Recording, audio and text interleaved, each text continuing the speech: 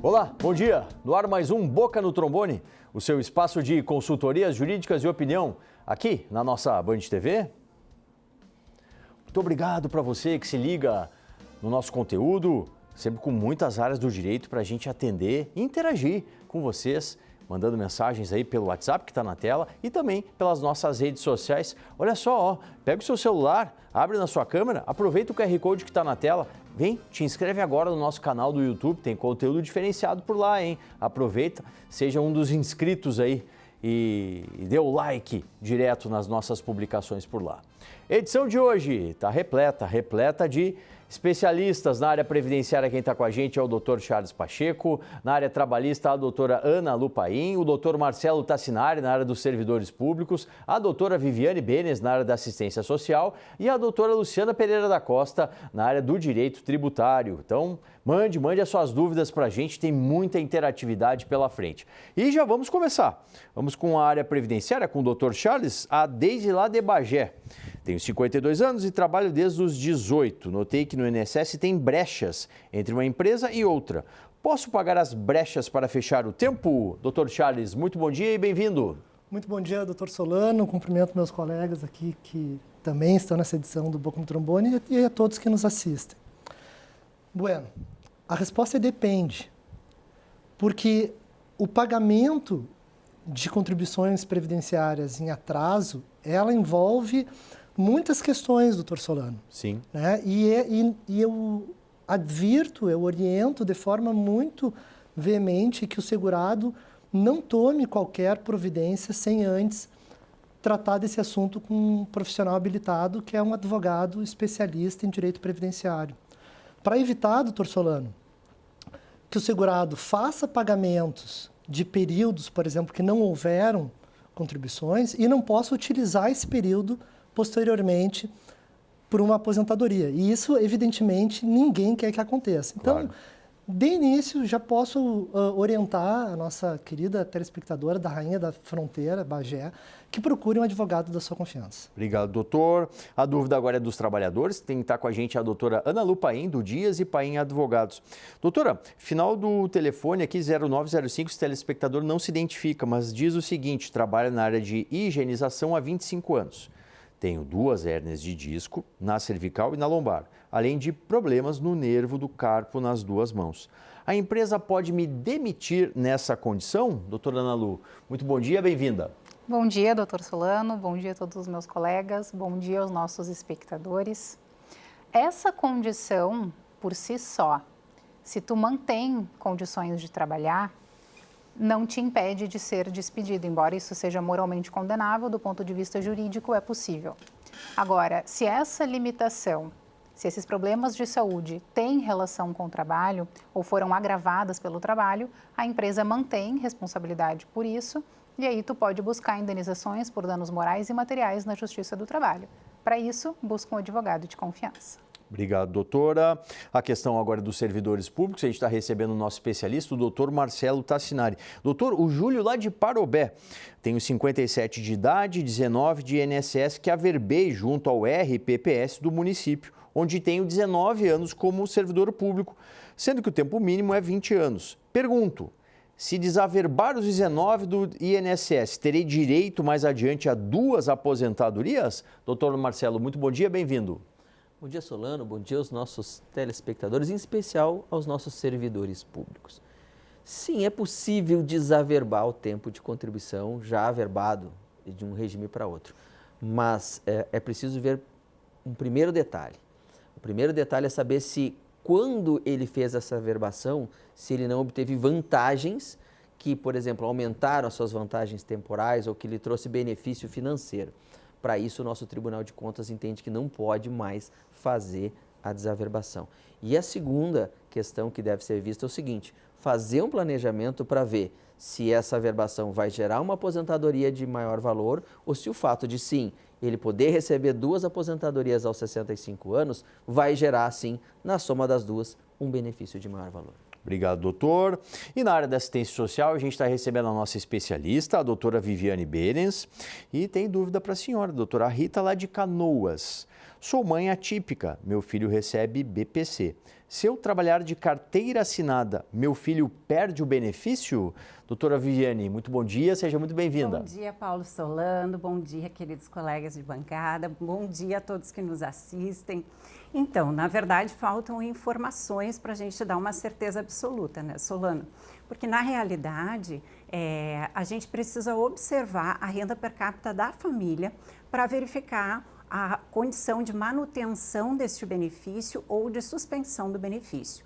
Então, caso esta mãe tenha a carteira assinada, mas tenha mais membros na família e o cálculo da renda per capita continuar inferior a 1/4 de salário mínimo, como diz a Lei Orgânica da Assistência Social, o benefício será mantido. Em caso de superação da renda per capita, o benefício poderá ser suspenso. Tá certo, obrigado, doutora. Vamos agora com a doutora Luciana Pereira da Costa, ela que nos assessora na área do direito tributário, doutora, para falar sobre as medidas contra o tarifaço. Quais foram essas medidas do governo para reduzir os impactos do tarifaço e elas poderão socorrer as empresas brasileiras, doutora Luciana? Seja muito bem-vinda a mais uma edição do Boca aqui, bom dia. Olá, bom dia, com muita alegria que faço parte dessa bancada maravilhosa, meus amigos Charles Pacheco, Marcelo Tassinari, Viviane Benz, Ana Lu Paim, sintam-se abraçados mesmo que à distância e vamos à resposta, né? Então, é o pacote Brasil Soberano, que foi anunciado como resposta ao tarifaço de 50% imposto pelos Estados Unidos sobre os produtos brasileiros. Entre as medidas temos crédito subsidiado via BNDES e Banco do Brasil, compras públicas de produtos afetados, prorrogação de regimes fiscais como o drawback, diferimento de tributos e ampliação do Reintegra, apoio jurídico para contestar tarifas, missões comerciais para buscar novos mercados. Enfim, chama a atenção aqui o quê? O governo, mais uma vez, está reagindo de uma forma tardia e com medidas paliativas, porque a dependência de crédito público, promessas de compras governamentais, não vai resolver o problema estrutural que está por trás da falta de competitividade brasileira. Não há garantias também de que isso vai ser realmente efetivo, vai ter agilidade, como a gente conhece o nosso Brasil, né? Ele termina demorando para cumprir as promessas. Então, o empresariado fica na expectativa aí, né, de o que vai acontecer e sempre medidas que façam a gente depender cada vez mais do governo, do Estado provedor, né? Não nos deixam muita margem, assim como sociedade. Tá certo, obrigado, doutora. A gente tem espaço de opinião aqui no Boca no Trombone. E está chegando a número 1 de hoje, que é assinado pelo Sindicato dos Aeroviários de Porto Alegre.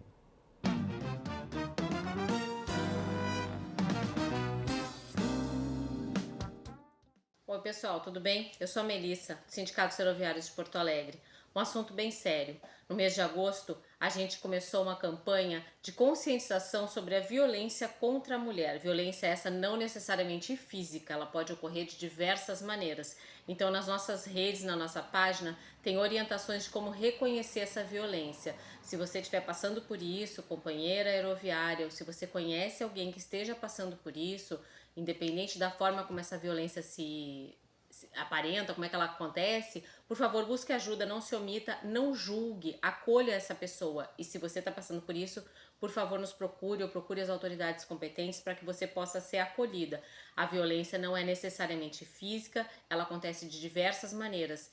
E não só mulheres, tá? Nossos colegas, nossos companheiros aeroviários, por favor, se vocês souberem de alguém que esteja passando por isso, busque ajuda, oriente essa colega, essa conhecida, essa amiga, essa mulher da sua família. Não vamos nos omitir. A campanha vai ficar sempre aberta para que as pessoas tenham consciência e nos procurem. A gente não vai parar de falar sobre isso porque é um assunto triste, mas muito importante, certo? Obrigada, bom domingo. Obrigado a Melissa Vargas, ela que é diretora do Sindicato dos Aeroviários aqui da capital.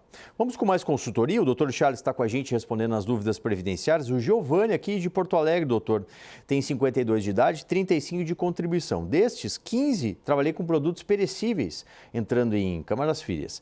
Existe algum incentivo à aposentadoria em função desse tempo com perecíveis? E ainda tenho 1 ano de exército, doutor. Muito boa a pergunta do Giovanni. Terá direito a um cômputo diferenciado do trabalho referido aqui como com perecíveis, mas não em razão da exposição aos perecíveis, certo? Mas sim, provavelmente, pela exposição ao agente nocivo frio, uma vez que adentra em câmaras frias com frequência. Evidentemente, essa questão ela precisa ser comprovada, né? E o Giovanni vai buscar os documentos necessários para isso, né? O formulário PPP, laudo, PPRA ou LTCAT, para que consiga converter este tempo especial em comum. Ilustrativamente, e por cima, doutor Solano, esses 15 anos, se convertidos em comum, eles acrescentam 6 anos ao tempo dele, ou seja, são 15 anos que se transformam em 21. E o tempo de serviço militar, ele também será computado para fins de aposentadoria, bastando, para tanto, apresentar, no momento da sua aposentadoria, a certidão de tempo de serviço militar. Obrigado, doutor. Dúvida dos trabalhadores, quem está com a gente é a doutora Ana Lu Paim, do Dias e Paim Advogados, a Marlete, doutora. Na empresa onde trabalhei, sofríamos retaliações e ameaças, inclusive de demissão e de não conseguir trabalho em outro lugar. Sofri acidente de trabalho na coluna, com danos psicológicos fortes e não mais prestava para eles. O que devo fazer agora que fui demitida? A empresa não registrou o CAT. A coluna machucou com trabalhos que exigiam que fizesse a questão da Marlete, doutora Ana Lu. Marlete, primeiramente eu sinto muito que tu tenha passado por isso tudo. A empresa deveria ter emitido a CAT no teu caso, mas o fato dela não ter emitido, felizmente, não te impede de buscar os teus direitos. Então é possível sim, por meio de um processo judicial, requerer a responsabilização da empresa tanto pelo teu adoecimento físico e mental e também indenização por danos morais em razão dessas situações que tu narrou aqui, de ameaças, de perseguições, e isso enseja dano moral. Obrigado, doutora. Servidores públicos participam e o nosso especialista, o doutor Marcelo Tassinari, responde para o Levinos lá de Portão, doutor.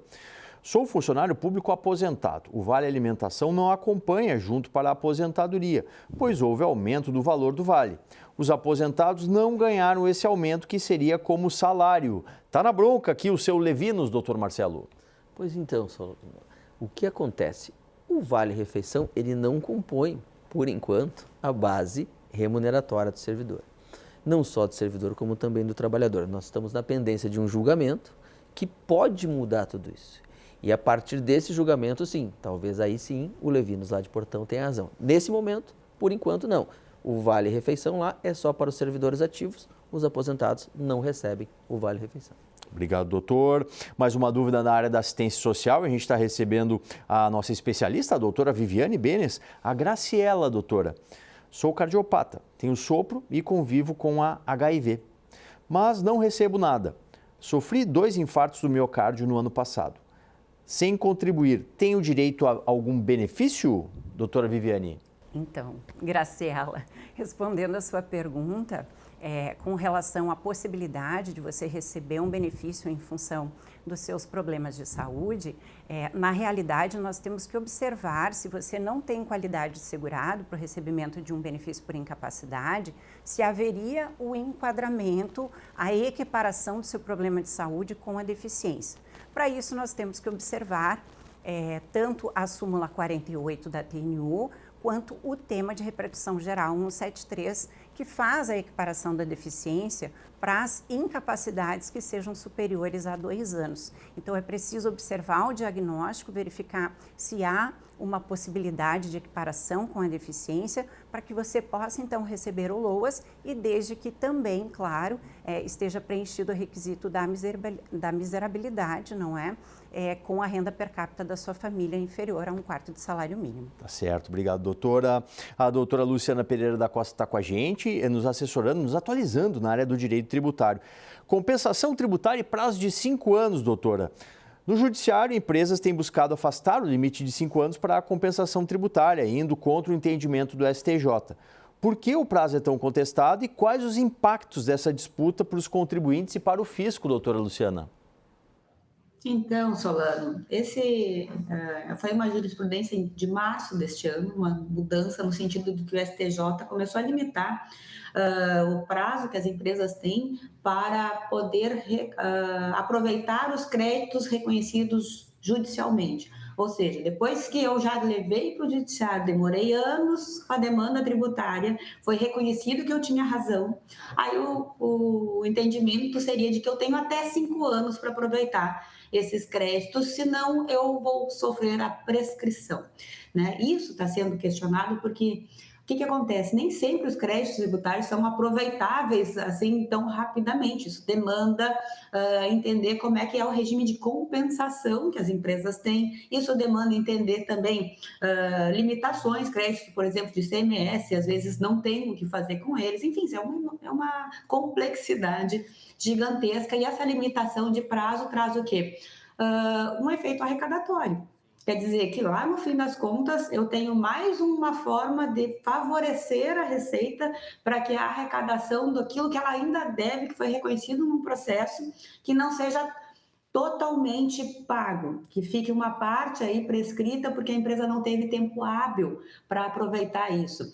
Algumas decisões já vêm passando por cima dessa jurisprudência, estendendo esse prazo para além de 5 anos, porque sim, tem situações que a gente percebe que não é adequado, não é justo, não é de bom senso limitar a isso. Então, essa é a grande discussão. Importante a gente trazer essa informação aqui no programa, porque pode ser que algumas empresas estejam sofrendo com esse tipo de limitação e saibam, outras estão questionando e estão tendo sucesso. Então, vamos questionar também. Tá certo. Doutor Charles, mais uma dúvida para o senhor, esse telespectador não se identifica. Tem o MEI está em atraso. Se colocar em dia esses meses em atraso, eles vão contar para aposentar? Depende. É na mesma linha da primeira pergunta, doutor Solano, lá da telespectadora de Bagé. Né? O microempreendedor individual, ele é responsável pelo pagamento das contribuições previdenciárias.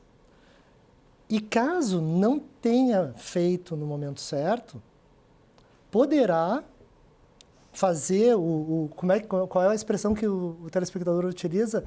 Regularizar, colocar em dia. Né? Ele pode, porém, insisto, deve ter muito cuidado nessa ação, porque corre o risco de fazer pagamentos e não poder ser utilizado para fins de aposentadoria, porque temos que ver que o benefício por aposentadoria por idade depende do preenchimento do requisito carência. Às vezes a contribuição em atraso não conta para carência, né? Então, sem dúvida alguma, na mesma linha da minha orientação anterior, é que o telespectador que não se identifica, procure um advogado especialista em direito previdenciário, exponha toda a documentação. Perfeito. É claro que ele precisa, doutor Solano, encerrando aqui, ele precisa comprovar que a empresa estava ativa e que ele trabalhou naquele período e que só por algum lapso não efetuou as contribuições previdenciárias. A dúvida é dos trabalhadores para a doutora Ana Lu Paim, a Sandra de Alvorada. Tem uma ação faz 2 anos. A idosa que cuidava morreu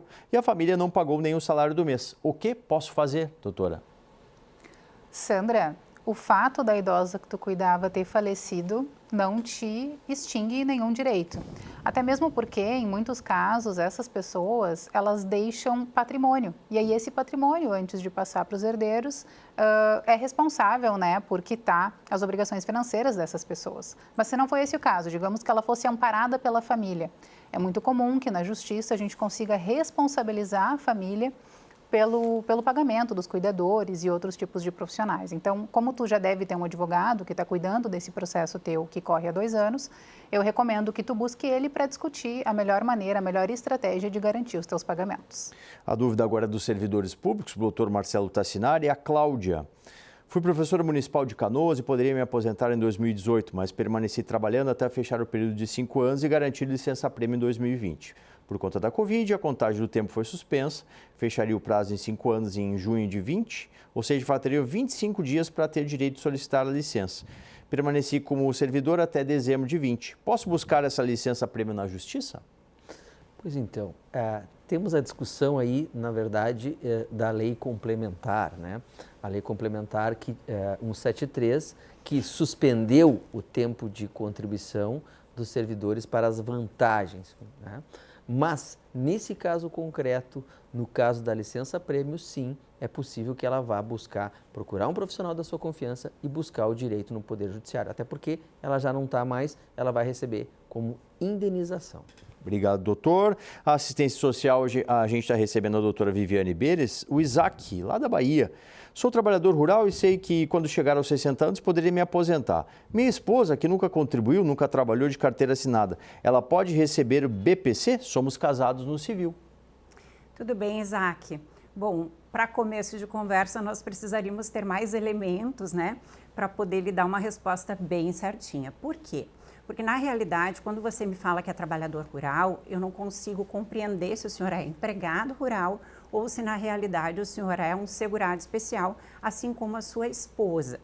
Se o senhor me diz que é um trabalhador rural de carteira assinada, pressuponho que é um empregado rural, mas não consigo saber qual é a sua base salarial. Sim. Então, caso você se aposente com um salário mínimo, nós temos, então, na Lei Orgânica de Assistência Social, o acréscimo do parágrafo 14º, lá no artigo 20, e que faz, então, com que os benefícios previdenciários e assistenciais de até um salário mínimo, eles não entrem para a renda per capita, e aí, assim, a sua esposa conseguiria um benefício assistencial.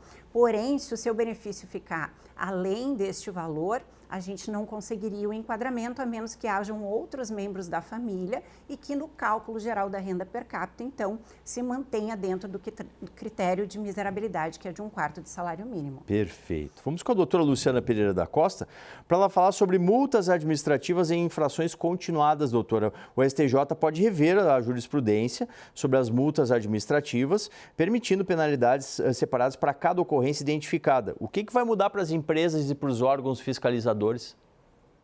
Então, vai prejudicar as empresas, vai facilitar os órgãos, né? Em resumo, é isso. O STJ está reavaliando uma jurisprudência já que tem mais de 30 anos, né, que entende que é o princípio da continuidade delitiva e aplica uma única multa. O que agora estão querendo fazer? Entender que cada infração é uma multa separada, isso vai onerar demais, né?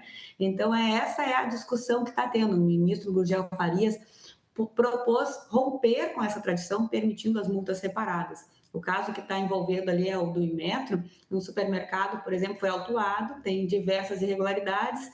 Em vez de ser uma multa única, seriam 15 multas individuais, cada uma com um valor específico. Então, é isso que está em discussão, Solano. Tá certo, muito bom. Agradeço aos doutores, a gente vai dar aquela paradinha que é rápida e já volta para fechar o Boca no Trombone.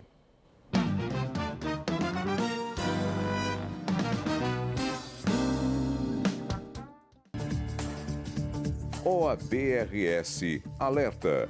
Cuidado com os golpistas que se passam por advogados. Jamais realize qualquer tipo de pagamento ao ser contatado sobre seu processo judicial antes de falar pessoalmente com seu advogado ou advogada. Se você foi vítima de golpe, registre imediatamente um boletim de ocorrência na polícia. Acesse nosso site oabrs.org.br e nossas redes sociais pelo @OABRS para saber como se prevenir. Transferência, emplacamento, licenciamento, não perca seu tempo. João Aurélio, 3330-2611. João Aurélio Registro de Veículos.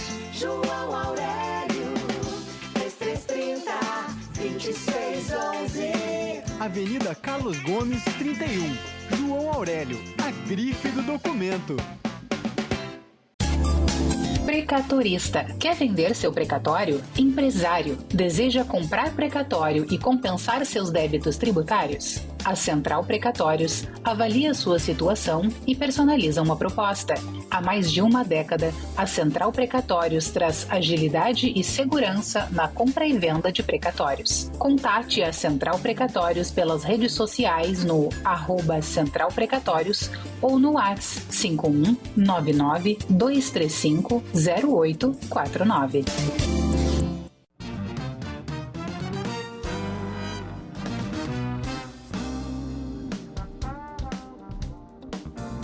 De volta com o Boca, na manhã do seu domingo. Muito obrigado pela sua audiência. Você que interage bastante com os nossos advogados. E vamos a eles. Doutor Charles Pacheco. Carlos, ganho periculosidade. Com quanto tempo irei me aposentar, doutor? Agora não é mais possível estimar a data, o momento da aposentadoria, porque envolve outros aspectos, como idade, não apenas o tempo exposto aos agentes nocivos. Eu sugiro que traga a tua pergunta novamente numa outra edição do Boca no Trombone, com mais elementos, idade, tempo de contribuição, e aí a gente adentra mais nesse assunto, tá bom? Doutora Ana Lu, o Astir, a minha empresa vai mudar de cidade. Quais meus direitos se não for para o novo endereço, doutora? Astir, se a tua empresa estiver mudando para um lugar longe, que permanecer trabalhando te exigiria mudar de residência, de local de domicílio, tu não é obrigada a ir com eles, e aí, nesse caso, eles precisam te demitir sem justa causa e te pagar as tuas verbas rescisórias integralmente. Direitos dos servidores com o Dr. Marcelo Tassinari, a Eva de Pelotas, funcionária pública aposentada. Por quanto tempo se espera por uma liberação de ação já ganha? Éramos um grupo e algumas já faleceram. Esperamos já há 20 anos, doutor. Pois então, a questão envolve também o pagamento de precatórios. O município de Pelotas está no regime especial de precatórios. Sugiro que o seu advogado faça uma consulta lá nesse processo e talvez peça as preferências legais por doença grave, idade avançada e também a preferência, a superpreferência para quem tem mais de 60 anos. Assistência social com a doutora Viviane Beres, o Anderson. Tenho 65 anos e nunca contribuí. Posso me aposentar mesmo assim? Anderson, a aposentadoria é para os segurados que preenchem a carência necessária para uma aposentadoria. Mas se o senhor já tem 65 anos e preenche os requisitos de miserabilidade, para isso, o senhor procure um especialista para analisar a renda per capita da sua família e verificar a possibilidade de encaminhamento de um benefício assistencial. No Minuto Tributário, com a doutora Luciana Pereira da Costa, ela vai falar sobre a reforma tributária e os impactos para os MEIs, doutora. Sim, durante a transição entre 2027 e 2028, os MEIs irão pagar os tributos atuais, ISS e ICMS, e os novos tributos, o IBS e o CBS, além da contribuição previdenciária. Depois, aí segue com CBS e IBS. Perfeito. E aqui a questão da categoria dos nanoempreendedores, tem uma transição, né, que vai até 2032, é isso? É isso também. Os nanoempreendedores são aqueles que faturam até 40.500 por ano e essa categoria está isenta de IBS e CBS, oferecendo um alívio fiscal para cerca de 5 milhões de brasileiros. Tá certo. Olha, agradeço muito a doutora Luciana Pereira da Costa, que à distância aí nos prestou muitas informações na área tributária. Obrigado e até a próxima. Até a próxima. Um grande abraço. Doutor Charles, alegria tê-lo aqui na área previdenciária. Até o próximo domingo. Até o próximo, um prazer estar aqui. Doutora Ana Lu, volte sempre aí, trabalhadores. Agradece sua assessoria. Eu que agradeço, até mais. Doutor Marcelo, servidores públicos sempre contentes aí com as respostas do doutor. Até o próximo programa. Sempre à disposição dos servidores. Doutora Viviane, volte sempre aí na área da assistência social. Gratidão, gratidão a você e a todos os telespectadores. Tá certo, muito bom. Muito obrigado aos doutores que fizeram essa edição com a gente. Durante a semana do bate-papo é lá na rede social, lá no @programa Boca no Trombone, no nosso canal do YouTube. E aqui na Band TV, a gente volta no próximo domingo, a partir das 8h30, com mais uma edição do Boca. Até lá!